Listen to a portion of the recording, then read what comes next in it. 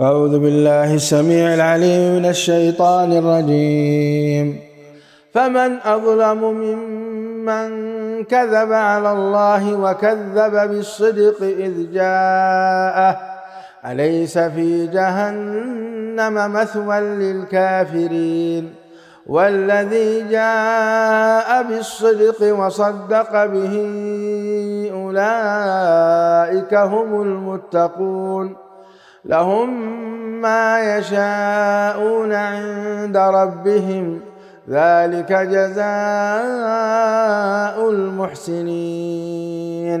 ليكفر الله عنهم أسوأ الذي عملوا ويجزيهم أجرهم بأحسن الذي كانوا يعملون. أليس الله بكاف عبده ويخوفونك بالذين من دونه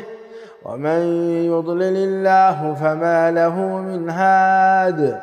ومن يهد الله فما له من مضل. أليس الله بعزيز ذي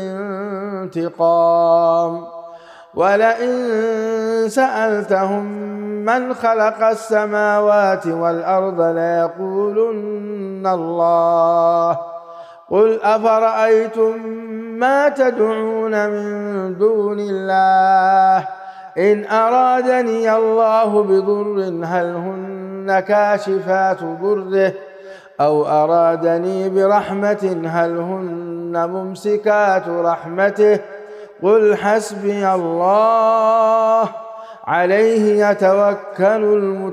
المتوكلون. قل يا قوم اعملوا على مكانتكم إني عامل فسوف تعلمون من يأتيه عذاب يخزيه ويحل عليه عذاب مقيم. إنا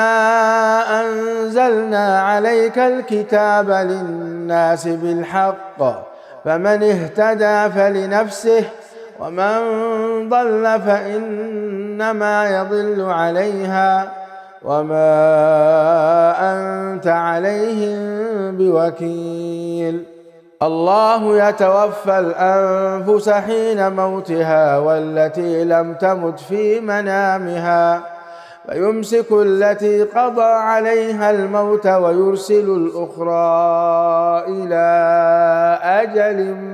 مسمى إن في ذلك لآيات لقوم يتفكرون. أم اتخذوا من دون الله شفعاء قل أولو كانوا لا يملكون شيئا ولا يعقلون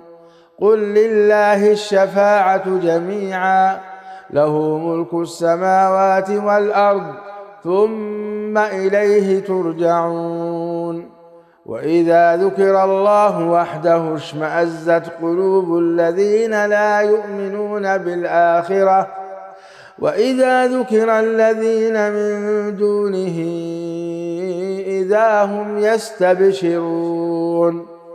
قل اللهم فاطر السماوات والأرض عالم الغيب والشهادة أنت تحكم بين عبادك فيما كانوا فيه يختلفون. ولو أن للذين ظلموا ما في الأرض جميعا ومثله معه لافتدوا به من سوء العذاب يوم القيامة وبدا لهم من الله ما لم يكونوا يحتسبون وبدا لهم سيئات ما كسبوا وحاق بهم ما كانوا به يستهزئون. فإذا مس الإنسان ضر دعانا ثم إذا خولناه نعمة منا قال إنما أوتيته على علم بل هي فتنة ولكن أكثرهم لا يعلمون قد قالها الذين من قبلهم فما أغنى عنهم ما كانوا يكسبون فأصابهم سيئات ما كسبوا والذين ظلموا من هؤلاء سيصيبهم سيئات ما كسبوا وما هم بمعجزين أولم يعلموا أن الله يبسط الرزق لمن يشاء ويقدر إن في ذلك لآيات لقوم يؤمنون قل يا عبادي الذين أسرفوا على أنفسهم لا تقنطوا من رحمة الله إن الله يغفر الذنوب جميعا إنه هو الغفور الرحيم وأنيبوا إلى ربكم وأسلموا له من قبل أن يأتيكم العذاب ثم لا تنصرون واتبعوا أحسن ما أنزل إليكم من ربكم من قبل أن يأتيكم العذاب بغتة وأنتم لا تشعرون أن تقول نفس يا حسرة على ما فرطت في جنب الله وإن كنت لمن الساخرين أو تقول لو أن الله هداني لكنت من المتقين أو تقول حين ترى العذاب لو أن لي كرة فأكون من المحسنين بلى قد جاءتك آياتي فكذبت بها واستكبرت وكنت من الكافرين ويوم القيامة ترى الذين كذبوا على الله وجوههم مسودة أليس في جهنم مثوى للمتكبرين وينجي الله الذين اتقوا بمفازتهم لا يمسهم السوء ولا هم يحزنون الله خالق كل شيء وهو على كل شيء وكيل له مقاليد السماوات والأرض والذين كفروا بآيات الله أولئك هم الخاسرون قل أفغير الله تأمروني أعبد أيها الجاهلون ولقد أوحي إليك وإلى الذين من قبلك لئن أشركت ليحبطن عملك ولتكونن من الخاسرين بل الله فاعبد وكن من الشاكرين وما قدروا الله حق قدره والأرض جميعا قبضته يوم القيامة والسماوات مطويات بيمينه سبحانه وتعالى عما يشركون ونفخ في الصور فصعق من في السماوات ومن في الأرض إلا من شاء الله ثم نفخ فيه أخرى فإذا هم قيام ينظرون وأشرقت الأرض بنور ربها ووضع الكتاب وجيء بالنبيين والشهداء وقضي بينهم بالحق وهم لا يظلمون ووفيت كل نفس ما عملت وهو أعلم بما يفعلون وسيق الذين كفروا إلى جهنم زمرا حتى إذا جاءوها فتحت أبوابها وقال لهم خزنتها ألم يأتكم رسل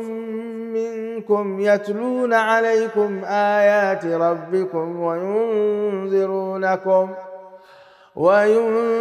وينذرونكم لقاء يومكم هذا؟ قالوا بلى ولكن حقت كلمة العذاب على الكافرين.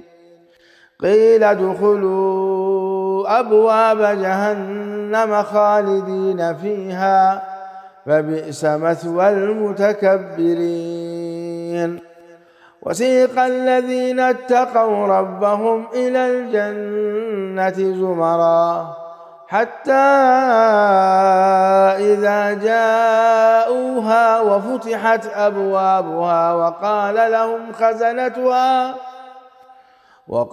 لهم خزنتها سلام عليكم طبتم فادخلوها خالدين. وقالوا الحمد لله الذي صدقنا وعده وأورثنا الأرض نتبوأ من الجنة حيث نشاء فنعم أجر العاملين. وترى الملائكة حافين من حول العرش يسبحون بحمد ربهم وقضي بينهم بالحق وقيل الحمد لله رب العالمين. بسم الله الرحمن الرحيم. حميم. تنزيل الكتاب من الله العزيز العليم غافر الذنب وقابل التوب شديد العقاب ذي الطول لا إله إلا هو إليه المصير. ما يجادل في آيات الله إلا الذين كفروا فلا يغررك تقلبهم في البلاد كذبت قبلهم قوم نوح والأحزاب من بعدهم وهمت كل أمة برسولهم ليأخذوه وجادلوا بالباطل ليدحضوا به الحق فأخذتهم فكيف كان عقاب. وكذلك حقت كلمة ربك على الذين كفروا أنهم أصحاب النار الذين يحملون العرش ومن حوله يسبحون بحمد ربهم ويؤمنون به ويستغفرون للذين آمنوا ربنا وسعت كل شيء رحمة وعلما فاغفر للذين تابوا واتبعوا سبيلك وقهم عذاب الجحيم. ربنا وأدخلهم جنات عدن التي وعدتهم ومن صلح من آبائهم وأزواجهم وذرياتهم إنك أنت العزيز الحكيم. وقهم السيئات ومن تق السيئات يومئذ فقد رحمته وذلك هو الفوز العظيم. إن الذين كفروا ينادون لمقت الله أكبر من مقتكم أنفسكم إذ تدعون إلى الإيمان فتكفرون. قالوا ربنا أمتنا اثنتين وأحييتنا اثنتين فاعترفنا بذنوبنا فهل إلى خروج من سبيل. ذلكم بأنه إذا دعي الله وحده كفرتم وإن يشرك به تؤمنوا فالحكم لله العلي الكبير. هو الذي يريكم آياته وينزل لكم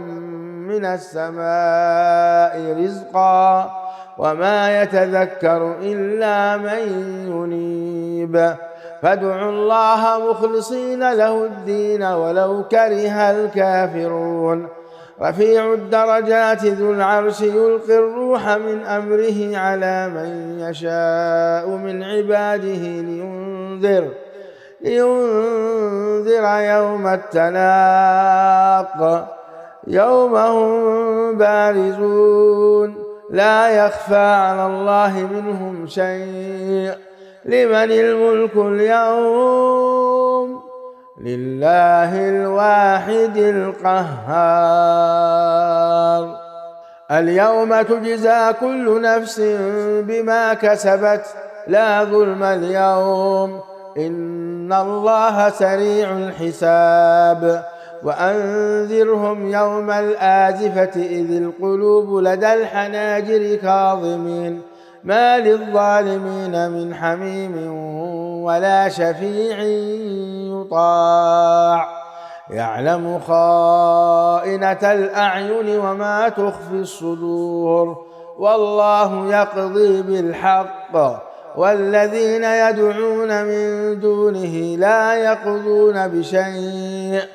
إن الله هو السميع البصير أولم يسيروا في الأرض فينظروا كيف كان عاقبة الذين كانوا من قبلهم كانوا هم أشد منهم قوة وآثارا في الأرض فأخذهم الله بذنوبهم وما كان لهم من الله من واق ذلك بأنهم كانت تأتيهم رسلهم بالبينات فكفروا فأخذهم الله إنه قوي شديد العقاب ولقد أرسلنا موسى بآياتنا وسلطان مبين إلى فرعون وهامان وقارون فقالوا ساحر كذاب فلما جاءهم بالحق من عندنا قالوا اقتلوا أبناء الذين آمنوا معه واستحيوا نساءهم وما كيد الكافرين إلا في ضلال وقال فرعون ذروني أقتل موسى وليدع ربه إني أخاف أن يبدل دينكم أو أن يظهر في الأرض الفساد وقال موسى إني عذت بربي وربكم من كل متكبر لا يؤمن بيوم الحساب وقال رجل مؤمن من آل فرعون يكتم إيمانه أتقتلون رجلا أن يقول ربي الله وقد جاءكم بالبينات من ربكم وإن يك كاذبا فعليه كذبه وإن يك صادقا يصبكم بعض الذي يعدكم إن الله لا يهدي من هو مسرف كذاب يا قوم لكم الملك اليوم ظاهرين في الأرض فمن ينصرنا من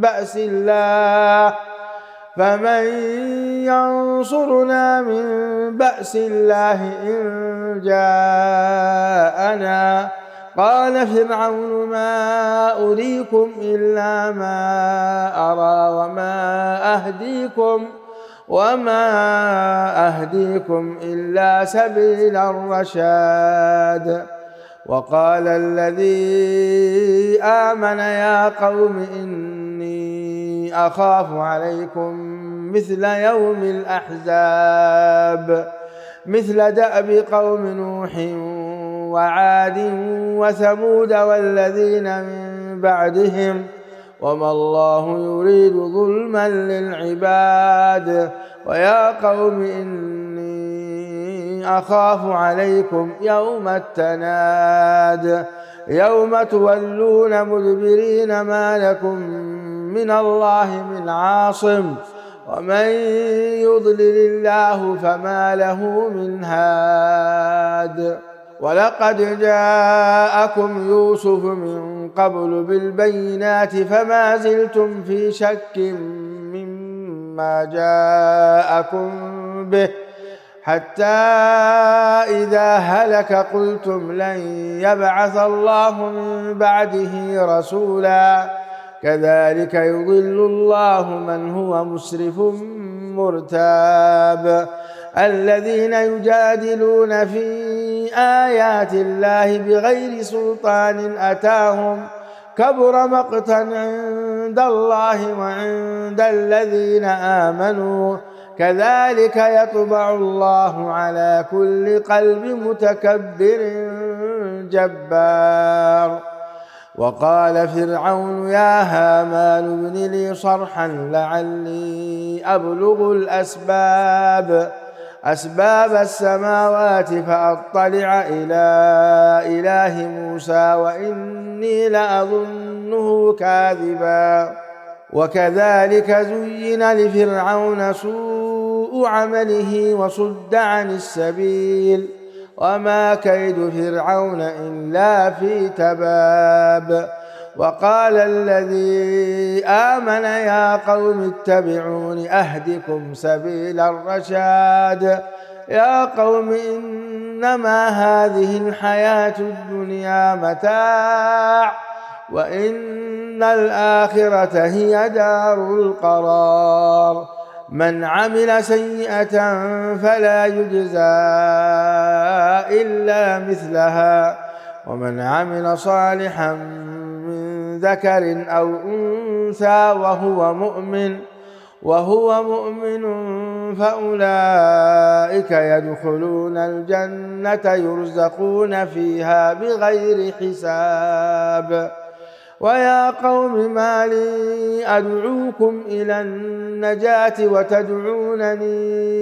إلى النار تدعونني لأكفر بالله وأشرك به ما ليس لي به علم وأنا أدعوكم إلى العزيز الغفار لا جرم أن ما تدعونني إليه ليس له دعوة في الدنيا ولا في الآخرة وأن مردنا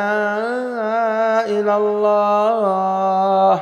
وأن المسرفين هم أصحاب النار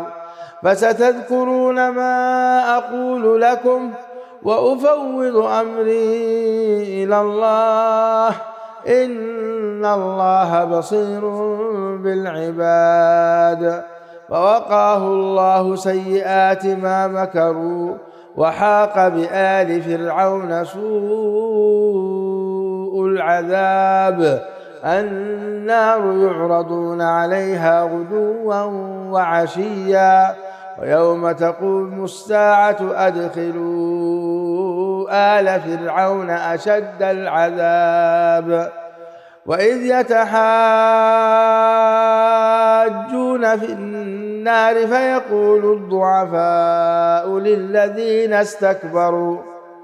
فيقول الضعفاء للذين استكبروا إنا كنا لكم تبعا فهل أنتم مغنون عنا نصيبا من النار قال الذين استكبروا إنا كل فيها إن الله قد حكم بين العباد وقال الذين في النار لخزنة جهنم ادعوا ربكم يخفف عنا يوما من العذاب قالوا أولم تك تأتيكم رسلكم بالبينات قالوا بلى قالوا فادعوا وما دعاء الكافرين إلا في ضلال إنا لننصر رسلنا والذين آمنوا في الحياة الدنيا ويوم يقوم الأشهاد يوم لا ينفع الظالمين معذرتهم ولهم اللعنة ولهم سوء الدار. ولقد آتينا موسى الهدى وأورثنا بني إسرائيل الكتاب هدى وذكرى لأولي الألباب. فاصبر إن وعد الله حق واستغفر لذنبك وسبح بحمد ربك بالعشي والإبكار. إن الذين يجادلون في آيات الله بغير سلطان أتاهم إن في صدورهم إلا كبر ما هم ببالغيه فاستعذ بالله إنه هو السميع البصير. لخلق السماوات والأرض أكبر من خلق الناس ولكن أكثر الناس لا يعلمون. وما يستوي الأعمى والبصير والذين آمنوا وعملوا الصالحات ولا المسيء قليلا ما تتذكرون. إن الساعة لآتية لا ريب فيها ولكن أكثر الناس لا يؤمنون. وقال ربكم ادعوني أستجب لكم إن الذين يستكبرون عن عبادتي سيدخلون جهنم داخرين. الله الذي جعل لكم الليل لتسكنوا فيه والنهار مبصرا إن الله لذو فضل على الناس ولكن أكثر الناس لا يشكرون. ذلكم الله ربكم خالق كل شيء لا إله إلا هو فأنى تؤفكون. كذلك يؤفك الذين كانوا بآيات الله يجحدون. الله الذي جعل لكم الأرض قرارا والسماء بناء وصوركم فأحسن صوركم ورزقكم من الطيبات. ذلكم الله ربكم فتبارك الله رب العالمين. هو الحي لا إله إلا هو فادعوه مخلصين له الدين. الحمد لله رب العالمين. قل إني نهيت أن أعبد الذين تدعون من دون الله لما جاءني البينات من ربي وأمرت أن أسلم لرب العالمين.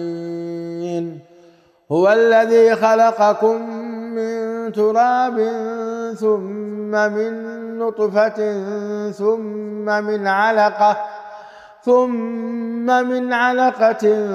ثم يخرجكم طفلا ثم لتبلغوا أشدكم ثم لتكونوا شيوخا ومنكم من يتوفى من قبل ولتبلغوا أجلا مسمى ولعلكم تعقلون. هو الذي يحيي ويميت فإذا قضى أمرا فإنما يقول له كن فيكون. ألم تر إلى الذين يجادلون في آيات الله أنى يصرفون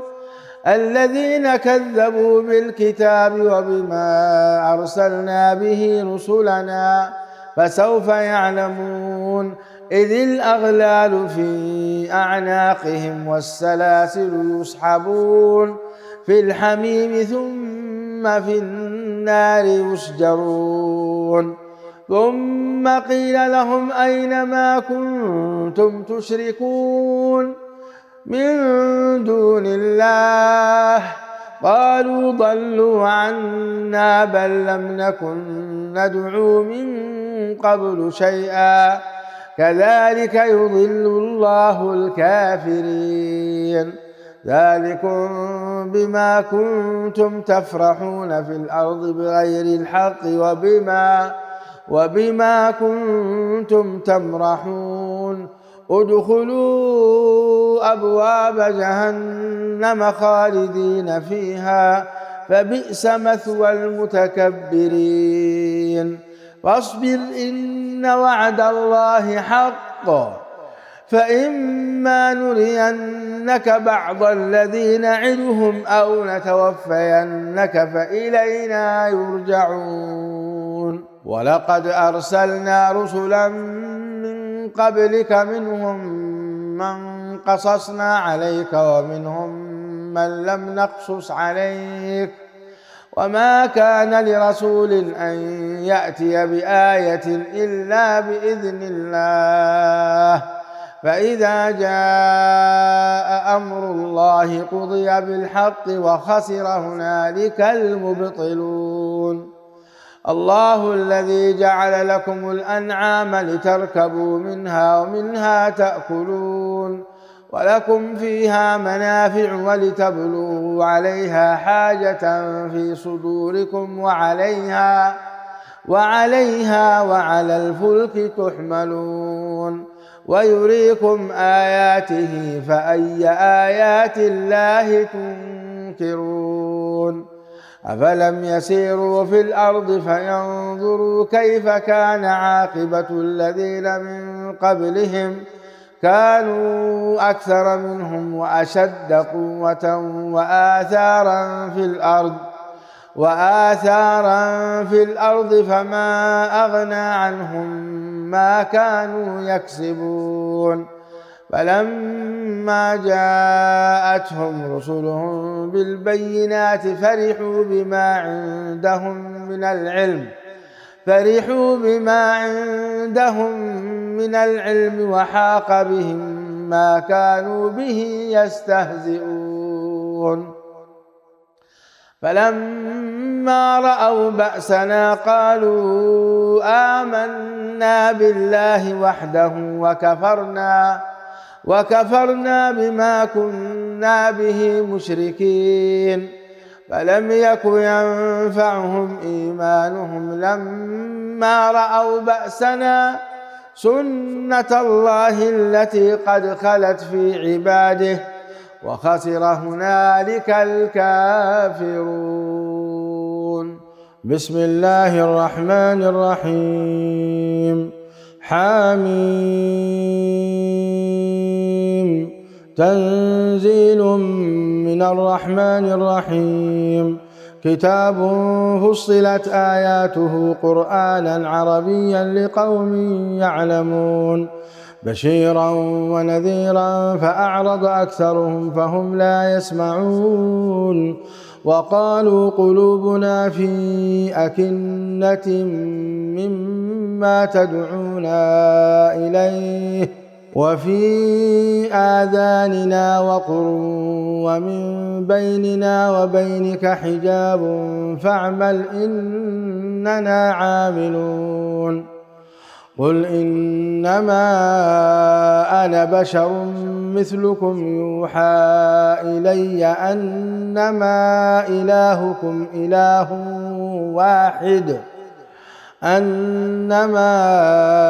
إلهكم إله واحد فاستقيموا إليه واستغفروه وويل للمشركين الذين لا يؤتون الزكاة وهم بالآخرة هم كافرون إن الذين آمنوا وعملوا الصالحات لهم أجر غير ممنون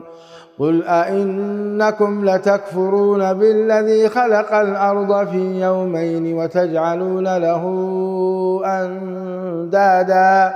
ذلك رب العالمين وجعل فيها رواسي من فوقها وبارك فيها وقدر فيها أقواتها وقدر فيها أقواتها في 4 أيام سواء للسائلين ثم استوى إلى السماء وهي دخان فقال لها وللأرض ائتيا طوعا أو كرها قالتا أتينا طائعين فقضاهن 7 سماوات في يومين وأوحى في كل سماء أمرها وزينا السماء الدنيا بمصابيح وحفظا ذلك تقدير العزيز العليم فإن أعرضوا فقل أنذرتكم صاعقة مثل صاعقة عاد وثمود إذ جاءتهم الرسل من بين أيديهم ومن خلفهم ألا تعبدوا إلا الله قالوا لو شاء ربنا لأنزل ملائكة فإنا بما أرسلتم به كافرون فأما عاد فاستكبروا في الأرض بغير الحق وقالوا من أشد منا قوة أولم يروا أن الله الذي خلقهم هو أشد منهم قوة وكانوا بآياتنا يجحدون فأرسلنا عليهم ريحا صرصرا في أيام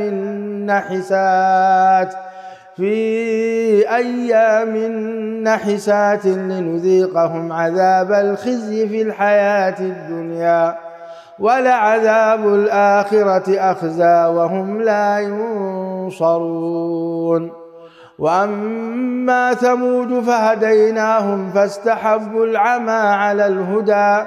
فأخذتهم صاعقة العذاب الهون بما كانوا يكسبون ونجينا الذين آمنوا وكانوا يتقون ويوم يحشر أعداء الله إلى النار فهم يوزعون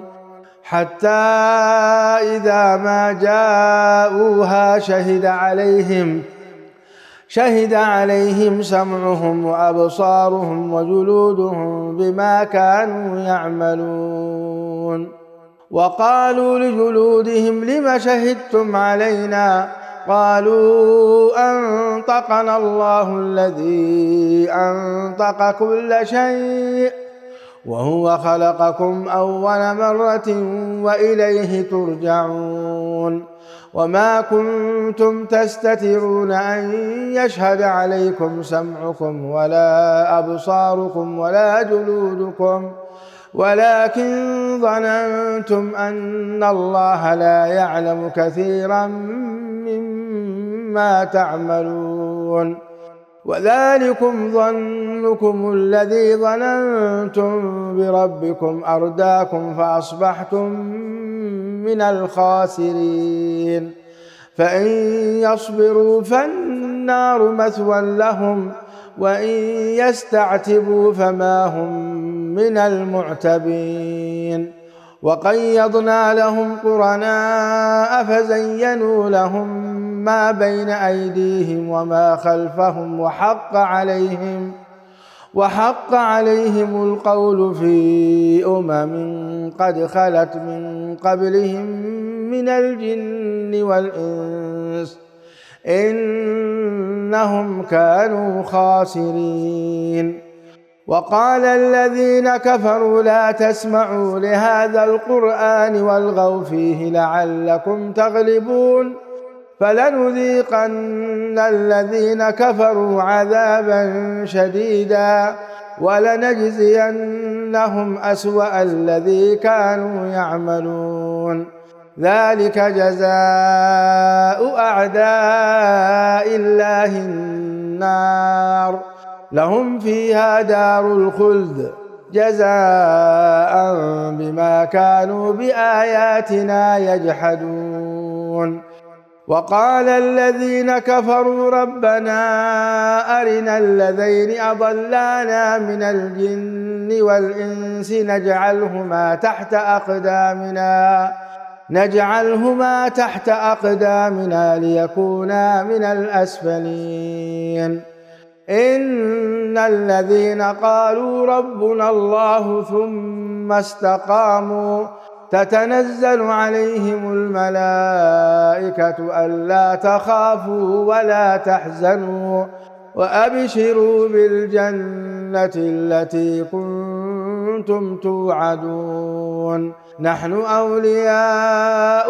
في الحياة الدنيا وفي الآخرة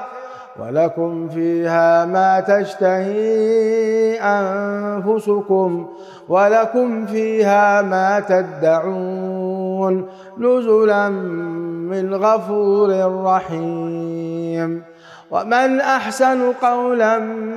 ممن دعا إلى الله وعمل صالحا وقال إنني من المسلمين ولا تستوي الحسنة ولا السيئة ادفع بالتي هي أحسن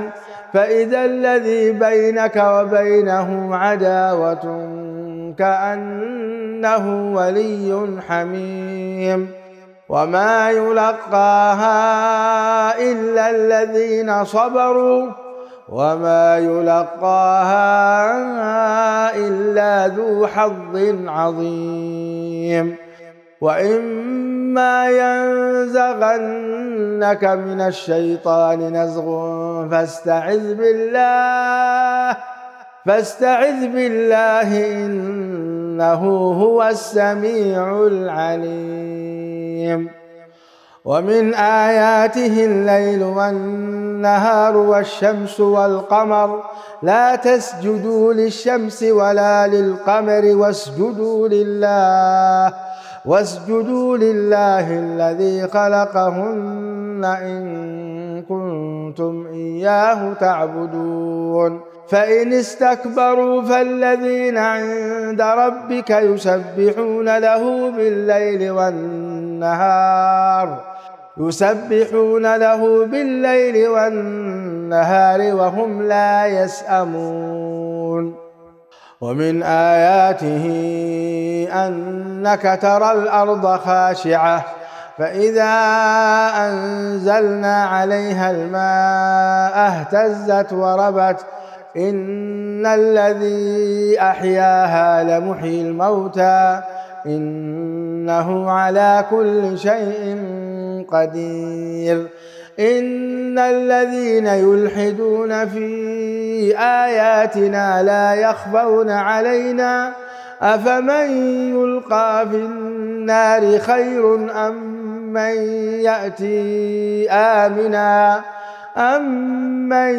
يأتي آمنا يوم القيامة اعملوا ما شئتم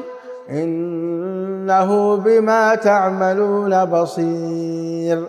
إن الذين كفروا بالذكر لما جاءهم وإنه لكتاب عزيز لا يأتيه الباطل من بين يديه ولا من خلفه تنزيل من حكيم حميد ما يقال لك إلا ما قد قيل للرسل من قبلك إن ربك لذو مغفرة وذو عقاب أليم ولو جعلناه قرآنا أعجميا لقالوا لولا فصلت آياته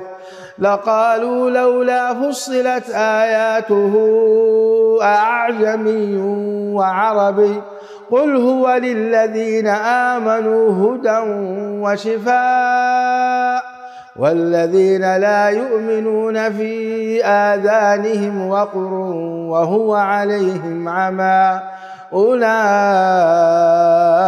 ينادون من مكان بعيد. ولقد آتينا موسى الكتاب فاختلف فيه ولولا كلمة سبقت من ربك لقضي بينهم وإنهم لفي شك منه مريب. من عمل صالحا فلنفسه ومن أساء فعليها وما ربك بظلام للعبيد.